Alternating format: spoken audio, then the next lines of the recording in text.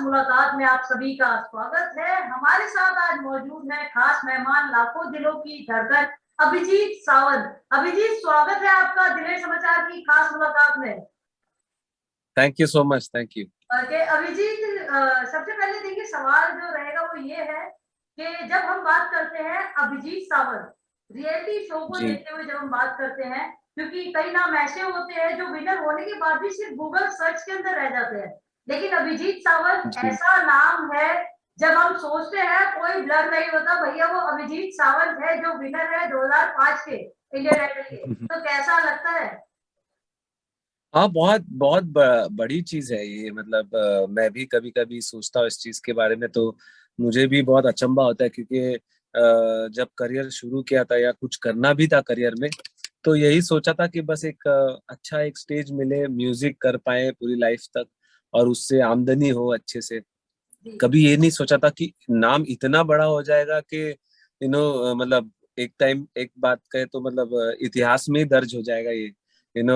तो हमारे महाराष्ट्र में तो बहुत एक बीच में एक पिक्चर वायरल हो रही थी, उसमें लिखा था कि पहला कॉन्स्टिट्यूशन किसने लिखा या पहली बार लड़कियों को किसने, तो सारे महाराष्ट्रियन के नाम थे उसमें। पहला इंडियन आइडल कौन बना या पहला केबीसी, पहला करोड़पति भी कौन बना।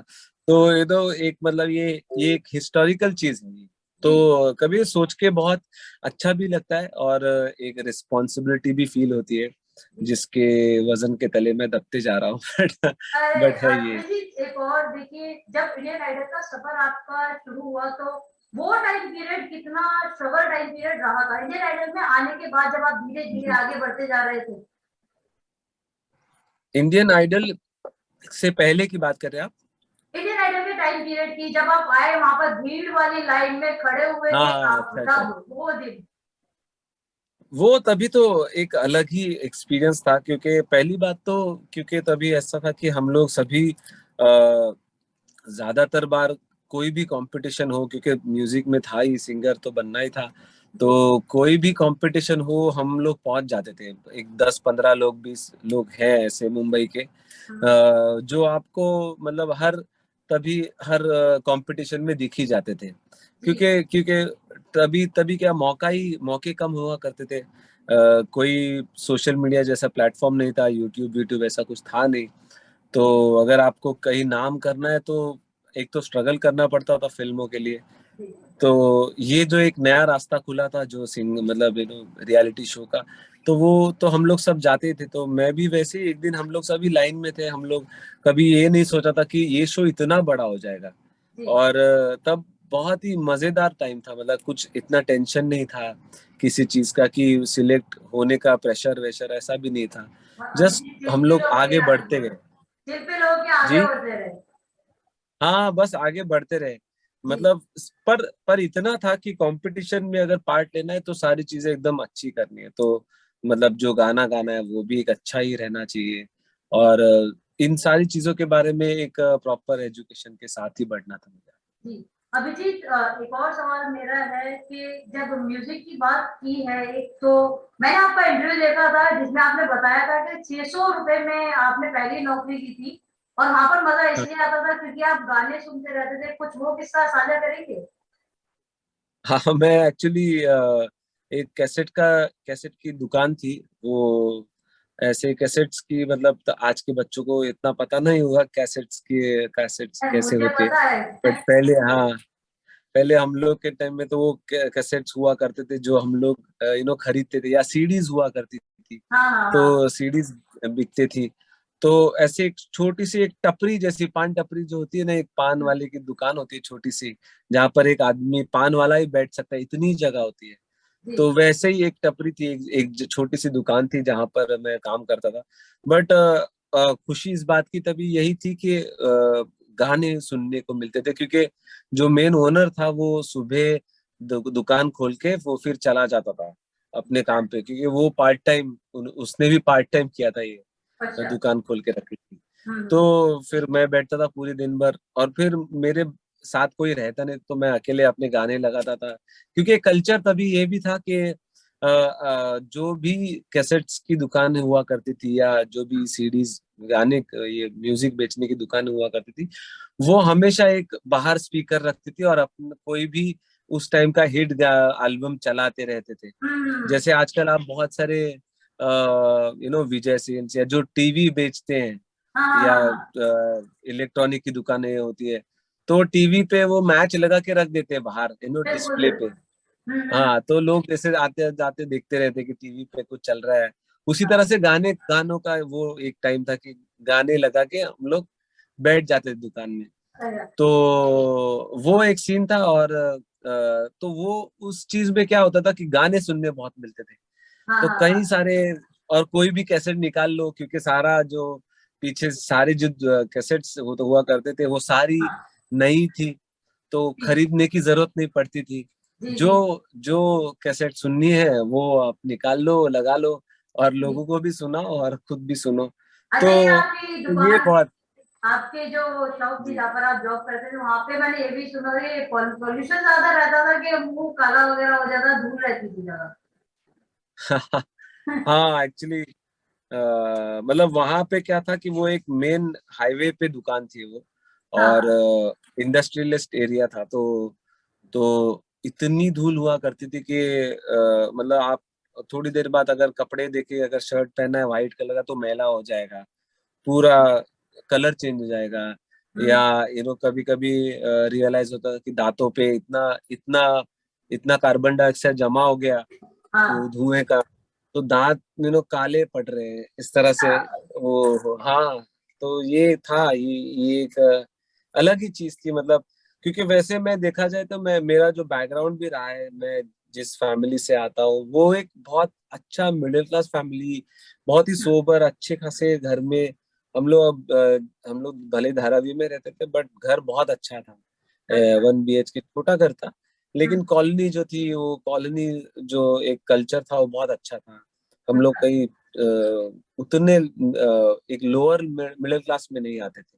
हम्म। तो उसके बावजूद ऐसे जगह पे काम करना जो एकदम ही लोअर क्लास पब्लिक करते थे, हम्म। वो काम कर वो काम करता था। तो मैं तभी, बट उसी चीज में एंजॉयमेंट ज्यादा थी क्योंकि गाने सुनने मिलता था, मेन म्यूजिक गाना, सुनने मेन मिलता फोकस ये था कि गाना सुनना है, इसीलिए उस जॉब था। का हाँ, नाम।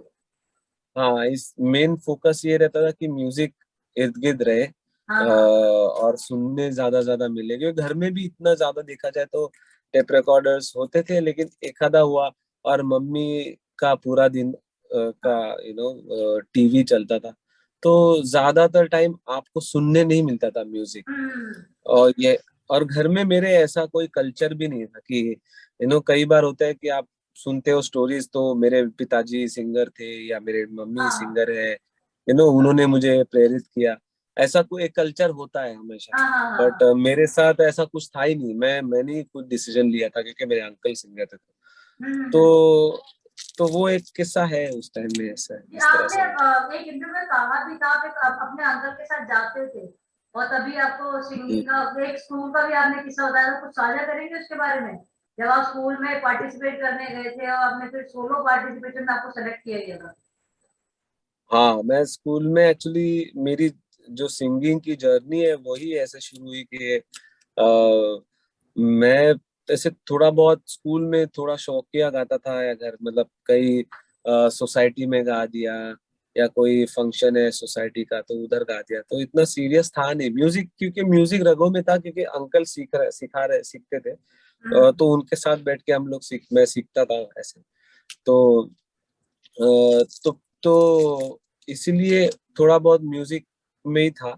और हम्म। मैंने सोचा कि चलो यार स्कूल में फंक्शन में पार्ट लेते हैं, हम्म। वो गैदरिंग होता है उसमें। हम्म। तो जब पार्ट लिया मैंने, तो मैंने सोचा कि मैं ग्रुप सिंगिंग है उधर से शुरू करूँ, ग्रुप सिंगिंग में मुझे मिल जाएगा। हम्म। इतना तो मैं सुर में हुई ठीक ठाक हम्म। गा ही लेता हूँ कि मैं मुझे ग्रुप सिंगिंग में तो खड़ा कर ही देंगे। तो इसलिए मैं रह गया खड़ा। और तो ऑडिशंस थे, ऑडिशन जैसा था एक, हम्म। जो जो सबको एक साथ गाना था तभी। तो जो टीचर थी वो सुन रहे थे हमारा गाना, तो हम्म। उन्होंने मुझे बोला कि अरे शायद तुम सबको एक एक करके गवाया, सबको अलग से गवाया, अच्छा। तो सिर्फ मुझे साइड में किया। तो मैंने पूछा कि क्या हुआ सर, के क्या, तो बोला तुम्हारी आवाज जरा मोटी है, बाकी जो जितने भी सब लड़के थे उनकी आवाज पतली थी, क्योंकि वो तभी थोड़ी सी लड़कियों जैसी वॉइस होती है ना हाँ बचपन हाँ में। हाँ। 7th 8th स्टैंडर्ड में थे, मतलब अच्छा अच्छा। 10 11 हाँ 10 11 साल के, हम्म। तो 11 12 साल ज्यादा ज्यादा हम्म उम्र थी सबकी। तो हम्म उसमें मेरी थोड़ी सी मोटी आवाज थी, थोड़ी सी हम्म। बड़ी आवाज थी, तो इसलिए मुझे साइड में किया। तो ओके। फिर मैंने कहा कि ठीक है चलो यार, इतना कोई बुरा मानने वाली बात नहीं थी। तो मैं अपना वापस आ ही रहा था, हम्म। तो मेरे जो नेक्स्ट बेंच पे बैठता था लड़का, हाँ। वो भी अपना ऑडिशन दे के आया था, और वो सोलो सिंगिंग के लिए ऑडिशन अच्छा। देने गया था। तो उसने तो उसको मैंने पूछा कि तेरा हुआ क्या ऑडिशन, तो वो बोला कि हाँ लेकिन मुझे सिलेक्ट नहीं किया। तो अच्छा। मैं बोला तूने कौन सा गाना लेके गया था, तो उसने मुझे गाना सुनाया, हम्म जो मतलब मुझे पता था वो गाना। हम्म मराठी एक अभंग है, या भजन की तरह देखेंगे तो भजन हम्म। है, बट थोड़ा पेशी भजन है ऐसा, और बहुत हम्म। सारी ऊपर नीचे ताने हैं उसमें। ओके। तो मैंने बोला चलो मैं ट्राई करता हूँ, तो बोला हाँ हाँ जा जा जा, इधर ही ऑडिशन हो रहे, सब लोग हैं अभी, अभी जाके देखे, अगर सिलेक्ट हो गया तो हो गया। तो हम्म। फिर मैं वहां ऐसे ही घुस गया, और मेरी टीचर थी, 2 टीचर थी, उनके सामने सुना, तो उनको बहुत अच्छा लगा। तो अच्छा। उन्होंने बोला कि कल आ जाना गैदरिंग, मतलब शो है उस पे, हम्म। इवेंट है, तो उसमें आ जाना। तो फिर वैसे मुझे फर्स्ट मौका मिला गाने का, और फिर वहां से फिर मैं म्यूजिक में और सीरियस हो गया, मुझे रियलाइज हुआ कि हाँ पब्लिक लोग, मतलब मैं गा सकता हूँ अच्छा। अच्छा। तो वहां अब से जर्नी शुरू हुई। अच्छा अभिजीत, मैंने आपके बारे में जब मैंने इंटरव्यू आपका देखा था तब पता चला कि आप पढ़ाई में भी बुरे रहे थे बचपन में। किसमें? पढ़ाई में। हाँ हाँ, तो मैं इस पढ़ाई में एक्चुअली बहुत बुरा था। मैं मतलब पढ़ाई कैसे कैसे जैसे तैसे मैं कंप्लीट कर रहा था। सीधे सीट गए। हाँ, अरे तो टीचर ने डांट डांट वाट भी खूब खाई होगी टीचर की। बहुत बहुत बहुत, मतलब मेरे टीचर टीचर से तो डांट पड़ती थी, हाँ। बट ज्यादा डांट मुझे घर से पड़ती थी। घर वाले बहुत बहुत मेरे डैड बहुत स्ट्रिक्ट थे। अच्छा अच्छा। तो हाँ बहुत स्ट्रिक्ट थे, और वो खुद भी टीचर रहे। तो हाँ। और उनको बहुत, मतलब मेरी फैमिली में मास्टर जी बुलाते हैं सब लोग, तो मास्टर जी अच्छा बोलते हैं उनको। तो अच्छा। इतना उनका एक हाँ ये था, जी जी। तो नहीं इसलिए आप कंटिन्यू कीजिए। हाँ, तो इसीलिए मतलब घर में थोड़ा सा ज्यादा स्ट्रिक्ट था पढ़ाई को लेकर, कि हम्म। पढ़ाई अच्छे से होनी चाहिए ऐसे वैसे। बट वही था कि मैं मेरे प्रॉब्लम हुआ करती, तो डैड से बहुत मार खाई है पापा बचपन ज्यादा में। मारते थे। अच्छा हाँ। जी, एक और चीज ये कि अब पढ़ाई में आप बुरे रहे हैं लेकिन अब तो आप स्टार हो गए हैं, तो अब तो स्कूल में हम्म। जाके स्कूल में आप पहचान भी बन गए होंगे कि अभिजीत हमारे स्कूल से पढ़ा है। नहीं, हम लोग का एक फंक्शन भी रखा था उन्होंने, हाँ। पूरे स्कूल के लोग ये, तो हम मुझे बुलाया गया था, तो एक बहुत बड़ा फंक्शन किया, ऑलमोस्ट पूरा स्कूल। और हमारा स्कूल जो है वो बहुत बड़ा है, दादर में है, अच्छा। राजा शिवाजी विद्यालय आईएएस करके स्कूल है। हम्म। तो बहुत बड़ा स्कूल है, तो बहुत सारे बच्चे जो थे उस दिन मैदान पे थे, और एकदम से भगदड़ मच गई जिस दिन मैं गया था। तो हाँ। और तब मेरे प्रिंसिपल्स को, मेरे कई सारे टीचर को पता चला कि मैं ये स्कूल में था। अच्छा आपको क्योंकि मैं पता चला हमेशा, सीधा। हाँ उसके पहले पता भी नहीं था। वो मुझे जब मिले तभी पूछा, अच्छा तू कौन से ये स्कूल में, ये क्लास में था, ये टीचर थी ना तेरे हेड पे, ये थी ऐसे थी। तो तो कैसा बहुत सारे अभिजीत टीचर को लगता पता नहीं कैसा है वो चीज लगती तो वो बहुत अच्छा महसूस होता होगा जब स्कूल गए होगे आपके भाई अब तो हम पहचान है स्कूल की। नहीं, वो अलग फीलिंग तो थी, लेकिन क्या है ना, उस टाइम में लाइफ इतनी ज्यादा बिजी थी कि हम्म कुछ बाकी सारी चीजें या मटेरियलिस्टिक चीजें सोचने का टाइम ही नहीं हुआ करता था। हम्म तो प्रॉब्लम ये था सबसे बड़ा। आज लोगों को ऐसा, मतलब हम लोग सोच सकते हैं बैठ के, हम्म लेकिन उस टाइम में बहुत, आज कहीं यहाँ फंक्शन है, कल कहीं दूसरी जगह फंक्शन है, परसों किसी बहुत बड़ी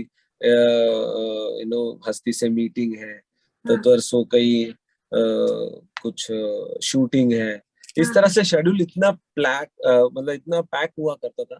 तो कुछ सोचने का भी उस टाइम बहुत साल तक ऐसा कोई मौका ही नहीं मिला। इवन आपको आश्चर्य होगा जानकर, बट मैं मेरे बहुत स्टार्टिंग के जो 5-6 साल 10 साल का जो टाइम है, उसमें से कई मतलब वो साल मुझे याद ही नहीं ठीक से। मैं हाँ, मैं याद नहीं कि मैंने कैसे बिताया वो, जो मेरे लाइफ के सबसे अच्छे टाइम में से एक है वो, बट याद ही नहीं है क्योंकि उस टाइम में शेड्यूल इतना बिजी रहता था। तो कई सारे मोमेंट्स मुझे याद नहीं, हम लोग कई कई जगह पे गए थे तो वो जगह याद नहीं। हालांकि उसके पहले की चीजें याद है मुझे, मतलब जब स्कूल की बातें कॉलेज की बातें वो सब याद है, बट कई सारी वो टाइम की जो चीजें वो याद ही नहीं है ठीक से, दोस्तों का रिमेम्बरेंस भी। मैं दोस्त जो इंडियन आइडल में आपके बने थे वो तो आज भी मुलाकात वगैरह होती है या वो सभी अपने शेड्यूल में बिजी हुए पड़े? नहीं, होती काफी दोस्तों से बात होती है। जी जी जी। राहुल वैद्य से उस दिन कुछ महीनों पहले बात हुई, हाँ होटल में ही मिला था। हाँ। उसके पे प्राजक्ता शुक्रे है जो हमारे साथ थी, तो उनके साथ बात होती रहती है। उनका गाना अभी रिलीज हुआ तो उन्होंने मुझे वो भेजा हम्म। था। अमित, एक एक बीच में हमने एक पूरा गेट टुगेदर ही किया था जहाँ पर सारे आइडल के, हमारे सारे आदित्य पॉल, अमित, साना हाँ सभी हाँ मिले हम लोग एक साथ। हाँ। तो ऐसे बीच बीच में मिलते हैं, बट ऐसा रेगुलर मीटिंग नहीं है, रेगुलर बात हाल चाल पूछने वाली चीज नहीं है। जी जी। अभिजीत, एक और सवाल जो है मेरा ये है कि लाइव शो के दौरान तो काफी तालियां सिंगर जो है बटोर लेते हैं, लेकिन जब प्ले बैक स्टूडियो में जाने की बात होती है तो जी, काफी समस्या आ जाती है। तो उसको आप कैसे देखते हैं, क्या कारण रहता है कि इतना टाइम पीरियड जो है वो लग जाता है? मुझे लगता है कि देखिए, जो रियलिटी शो से सिंगर्स आते हैं, मैं अपनी भी बात, मैं खुद को भी उसी में गिनूंगा।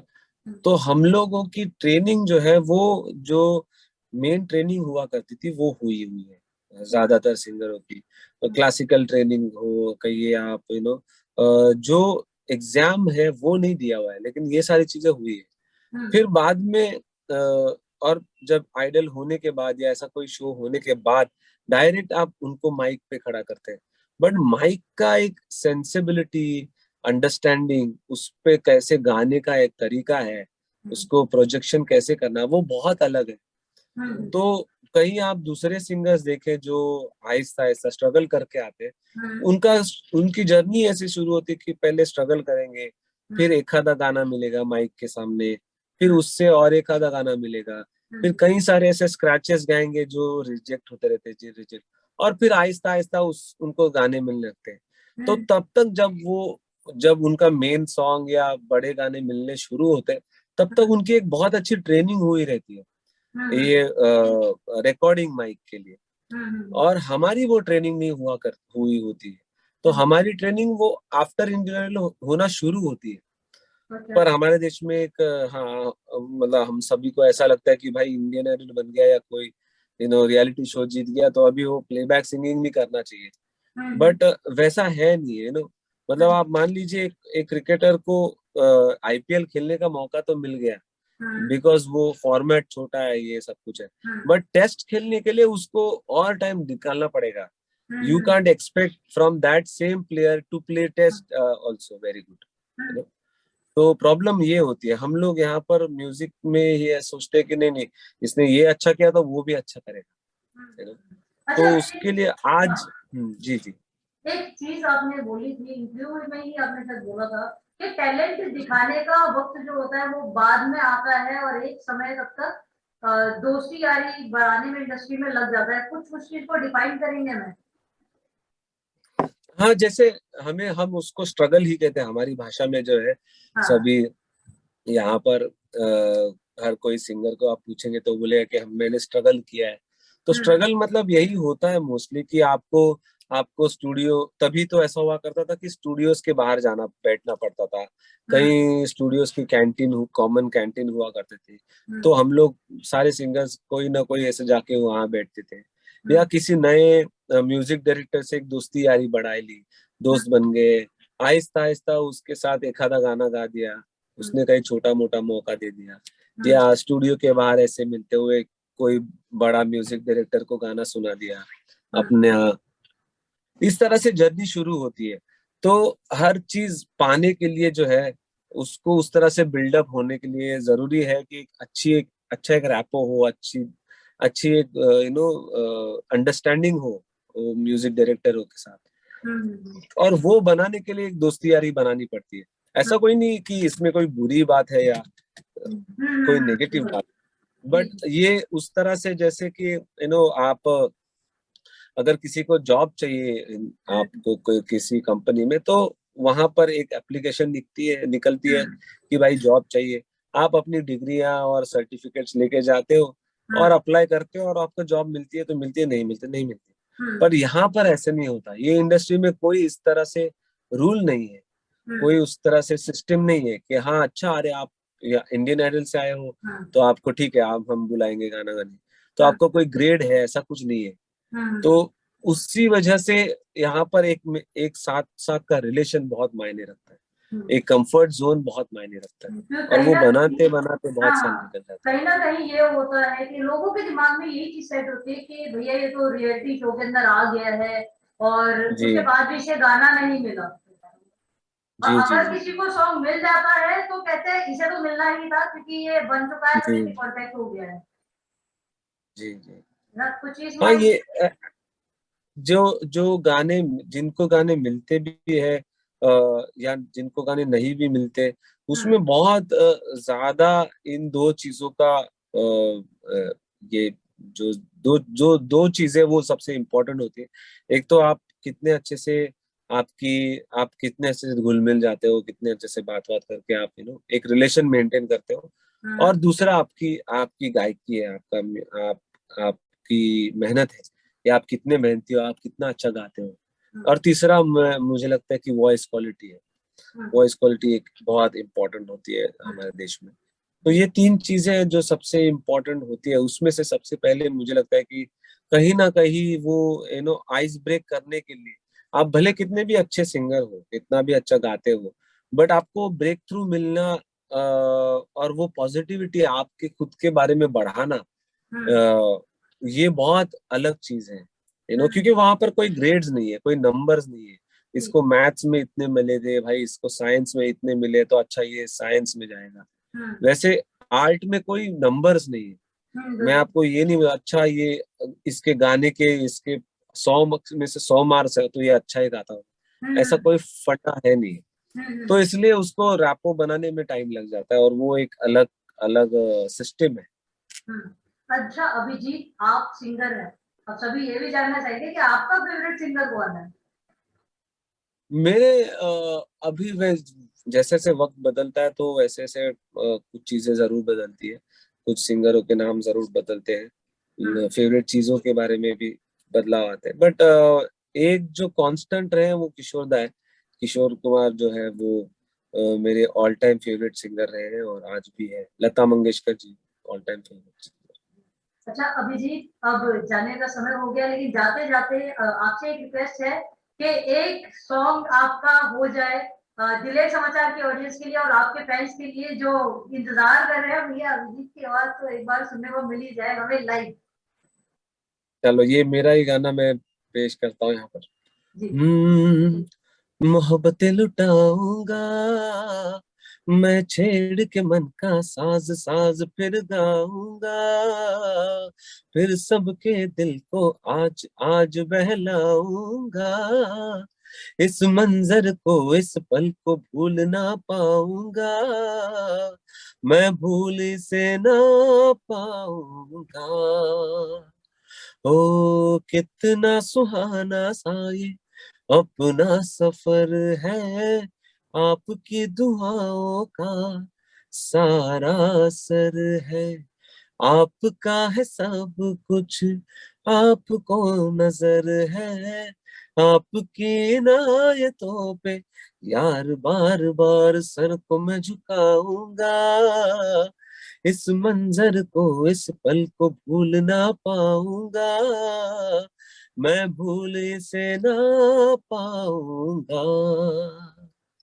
Thank you so much. और टू असम का बचपन में Thank आपके you. गाने सुनना मैंने स्टार्ट किया था, आई थिंक हम लोग 10th स्टैंडर्ड में तब थे, और आज लाइव सुन के यार मेरे मुंह सुन खड़े हो गए हैं। और thank you so much Abhijit, Diler Samachar को अपना कीमती समय देने के लिए। Thank you so much.